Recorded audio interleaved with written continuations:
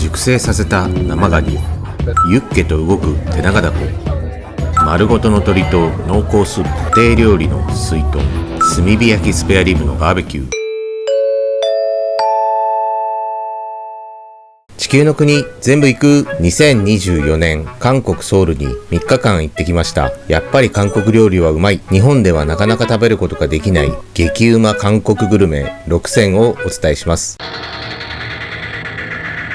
ソウルの中心近く、骨董品店が多いインサドンです。落ち着いた雰囲気でいい感じですね。インサドン近くにある豚肉専門店バックドンにやってきました。地元のローカルな雰囲気でいい感じですね。ここの名物は特製サムギョプサルと肩ロース、熟成させた厚切りの豚肉です。さらに特別セットは日本ではなかなか食べることができないホホトントロなどすべて豚の部位です。これは美味しそうですね。無料の突き出し、パンちゃんのキムチ、ナムルやサラダは食べ放題。炭火で豚肉をじっくり焼いてハサミで切っていただきます。わさびをつけていただくとビリッと辛くてうまい。韓国ビールともよく合います。ホホトントロは豚とは思えないほど柔らかくて最高でした。サイドメニューも充実してます。チョングクジャンは別名納豆チゲ。大豆を発酵させた味噌味の鍋で納豆のような臭みがあります。韓国の家庭でもよく食べられるお袋の味で癖になる味で美味しかった。ポックンバは韓国風チャーハンです。鉄板上でチーズを溶かして混ぜて食べます。見るからに美味しそうでしょう。これは癖になる味でした。火山のように噴き出す卵、チーズがドロッと溶けて別名爆弾茶碗蒸し。味はまあまあでした。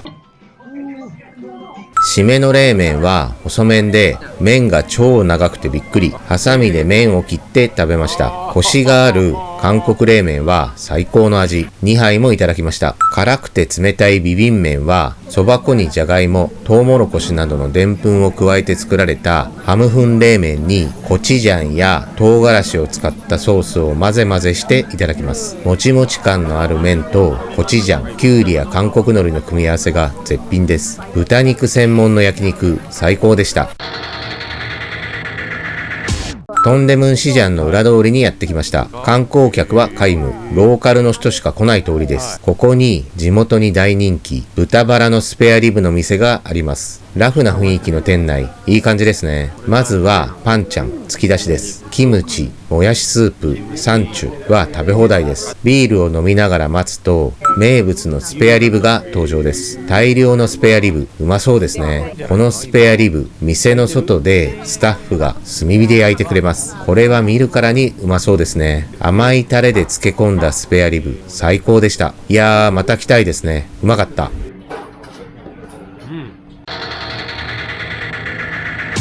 韓国伝統家屋が残るサムチョンドンにやってきました。韓国の古民家が並ぶ古い街並み、いいですね。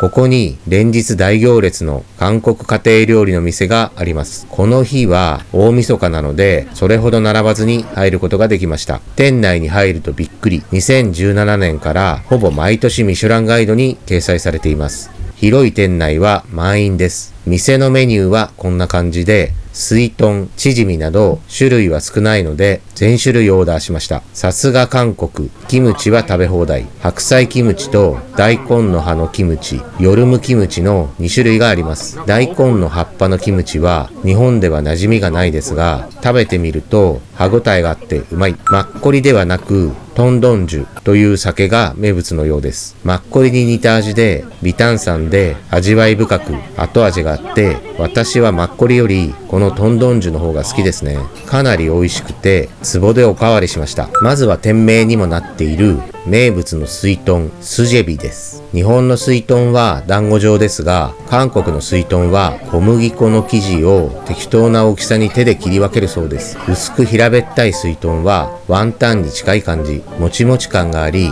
かなり美味しかったです。具材は人参、青菜などですが少なめでほぼ水豚といった感じ。スープがかなり美味しくて、牛肉、じゃがいも、ズッキーニ、人参、玉ねぎなどの野菜と貝やいりこで出汁を取っているとのことです。続いて3種類のチヂミ。緑豆のチヂミ、ノクトゥージャン、ネギのチヂミ、パジョン、じゃがいものチヂミ、カムジャジョンがまとめてきました。じゃがいものチヂミは、じゃがいもを小麦粉にまぶしてから卵をつけて食用油で揚げたもので、もちもち感が半端なくて特に美味しかったです。パジョンはネギを入れた小麦粉の生地を食用油で揚げたもので、ネギの旨味と醤油だれがよく合う。緑豆のチヂミは豆なのでちょっとパサパサ感があったかな。次に白玉団子入りエゴマスープ、チャプサルセアルオンシミ、エゴマがたっぷり、ドロドロの濃厚スープにもち米で作った白玉団子がたっぷり入っています。エゴマ以外に煮干し、昆布、唐辛子、大根、ネギ、玉ねぎなどを入れて出汁を取っているとのこと。味が薄いのでキムチを入れると美味しくなりました。エゴマの濃厚スープも美味しかったですが、個人的には水豚の方が好きですね。最後に念願のチュクミです。チュクミとはイイダコという意味で、イイダコと玉ねぎ、ネギ、人参を炒めたもの。味付けはコチュジャン、唐辛子粉、醤油、塩、砂糖、水飴、みりんなど。かなり辛いですが、砂糖や水飴の甘みも感じられて癖になるうまさ。イイダコのコリコリ感がたまらなく美味しかったです。そしてトンドンジュともよく合う。いやー、韓国家庭料理、お酒も美味しくて昼間から最高でした。トンデムンにやってきました。ライトアップのトンデムン、綺麗ですね。ここから徒歩5分のところに元祖タッカンマリの店があります。タッカンマリ。うわーすごい。うわーすごい。タッカンマリとは一匹丸ごとの鶏料理のことです。日本ではサムゲタンが有名ですが、サムゲタンは若鶏の腹に高麗人参やナツメ、もち米などを詰めた薬膳料理。一人鍋です。それに対してタッカンマリは若鶏をネギやじゃがいもと一緒に煮込んだ水炊きで複数人で食べます。チンハルメ元祖タッカンマリに到着。見てください。たくさんの人が店の外で待っています。100人ぐらいはいそうです。番号札をもらうと62番。現在20番なので40組以上も待ちます。この通りにはタッカンマリの店がたくさんあるので別の店にしようかと思いましたが、せっかくなので待つことにしました。時間を潰すために徒歩5分、カンジャンシジャン近くのクラフトビールの店へ。 6.5% の IPA は苦味が強くてうまい。さて1時間ほどして店へ戻るとちょうど番号を呼ばれて店内へ。タッカンマリ丸鶏1匹約2人前の鍋で3万ウォンです。今回は7人だったので4匹の丸鶏をオーダー。すでに調理済みの丸鶏をこのように店員がハサミで一口サイズにザクザク切ってくれます。切った鶏肉をじゃがいも、ネギと一緒に煮込みます。野菜少なめ、丸鶏がメインで鶏肉の出汁、ビタミン、コラーゲンたっぷりです。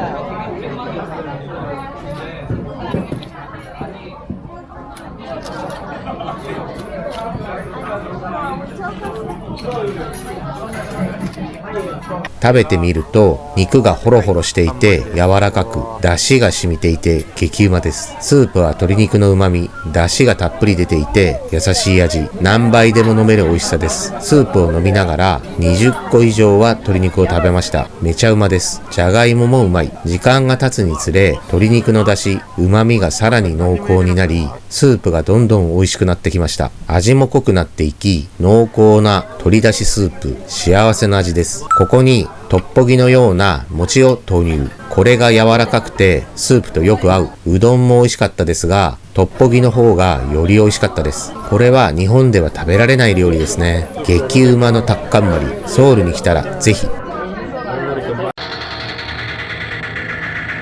韓国ソウル駅から東へトンデムンシジャン近くのカンジャンシジャンうまいもん通りにやってきました。ここは何の屋台だろう。わあ、でもなんかアーケードになってていい感じっすね。おー、屋根付きのアーケード街には5000店もの飲食店があります。なんかちょっと食べたいですね。まずは散策してちょっと見つけてみよう。トッポギ、あ、これなんか腸詰めあったこれね。あ、これなんだっけこれ。チヂミね。チヂミ。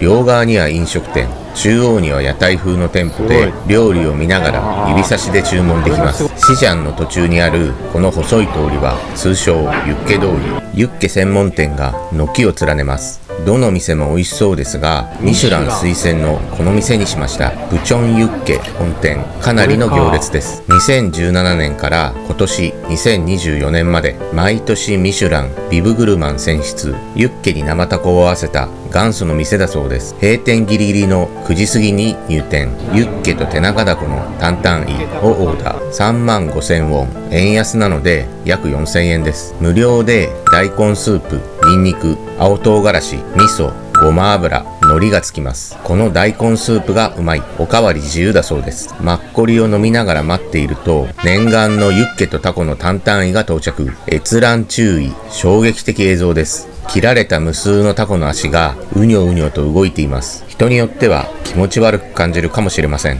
タコが大好きな私にとっては最高。ずっと見ていたいのですが、閉店時間が迫っているので食べます。ユッケ、手長ダコ、生卵の黄身、梨の千切り、貝割れを混ぜます。そして韓国海苔の上に乗せ、ニンニク、青唐辛子、味噌も乗せて巻いて、さらにごま油をつけて食べてみました。うまい。最高です。柔らかいユッケとコリコリのタコは食感、味、ともに最高です。卵の黄身、梨の千切り、貝割れともよく合います。肉と魚介のタコの組み合わせを考えた人は天才ですね。生ハムメロンのように一見合わなそうですが、これが実によく合う。めちゃうまです。タコは本当に新鮮で、口の中でくっついて離れない。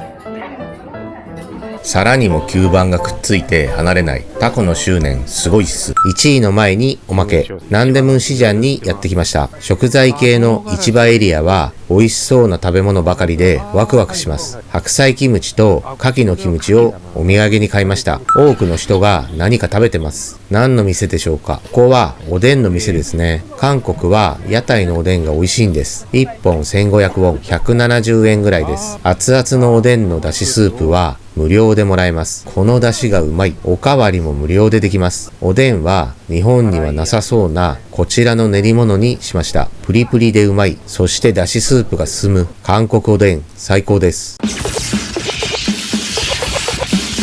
ソウルで食べた料理の中で最も美味しかった第1位はこちら、カンジャンケジャンです。カンジャンケジャンとは玉ねぎやニンニクなどを入れて煮立てた醤油に新鮮な渡りガニをつけて熟成させた料理のこと。カンジャンは醤油、ケジャンは漬け込んだ渡りガニのことです。一見普通の店ですが、中に入ると入り口で靴を脱いで上がる家庭的な雰囲気、いいですね。まずはパンチャン、突き出しです。定番の韓国海苔、煮干し、牡蠣のキムチ、カブのキムチ、そして興味深いのはこの緑色の海苔、カムテです。カムテは昆布科の海藻、カジメを海苔状に焼いたもの。濃い磯の香りと細い繊維の透けた海苔で弾力性があって柔らかく初めて食べる食感。この海苔に牡蠣のキムチを乗せて食べると最高でした。さらにグツグツ煮えた野菜のチゲや大きな茶碗蒸しも絶品。そしてチヂミにはカニが入っていてふかふかの食感でうまい。さらにこの石餅は白身魚で柔らかくてプリプリしてうまい。さあお待ちかね。こちらがメインの渡りガニ4人前です。タレに漬け込んで熟成させた生のカニ。オレンジ色のものは卵です。甲羅と足を分けてくれています。見るからに美味しそうですね。汚れないようにビニール手袋をしていただきます。私は生のカニを初めて食べました。ぬめっと柔らかい食感で濃厚な味が口の中いっぱいに広がります。溶け込んだ醤油の味がとても美味しいです。口で吸い込むようにして食べます。オレンジの卵も濃厚で最高。